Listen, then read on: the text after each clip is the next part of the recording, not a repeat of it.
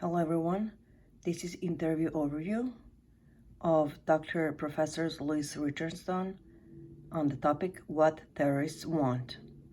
This was my college essay from my Homeland Security class. Dr. Louise Richardson grew up in a rural Ireland, and watching her friends join the Irish Republican Army, she got the chance to learn from first-hand experience how terrorism can both unite and destroy a community.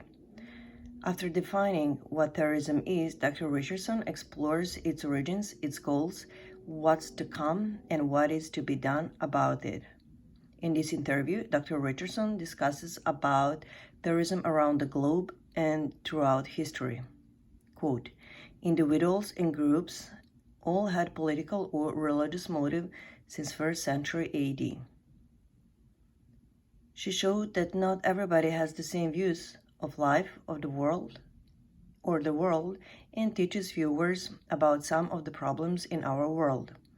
She has been researching and analyzing terrorism for a long time and is clear about her biases. In order to explore the necessary themes, Dr. Richardson gives examples of terrorism spanning hundreds of years by nationalist, ideological, and religious groups. Dr. Richardson explaining what terrorism is, its historical development, the fact that terrorists are labeled differently in Europe and the USA, and who terrorists actually tend to be. And it's not who we think most of the time. In this interview, Dr. Richardson explains terrorists' goals and their viewpoints. She talks about how they don't think like us and don't feel guilty for murdering innocent people. They actually think of themselves as the victims, and they are just fighting for their own justice. Quotes, many of them are good parents, good teachers, young ideologists. They sacrifice themselves for community they are identifying with. Terrorism was not born on September 11, 2001, and the United States is certainly not the first nation to experience such tragedy.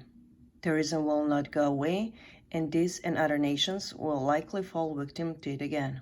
Dr. Richardson provides some good ideas to encouraging our international partners in mitigating the effects of what terrorist-minded individuals are trying to influence.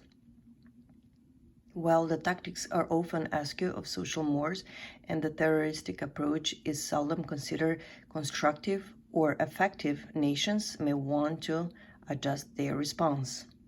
First, I thought that terrorists are not normal people, but they are also not all psychopaths either. Therefore, Dr. Richardson supports this fact by giving concrete examples of tests and experiments that have been done.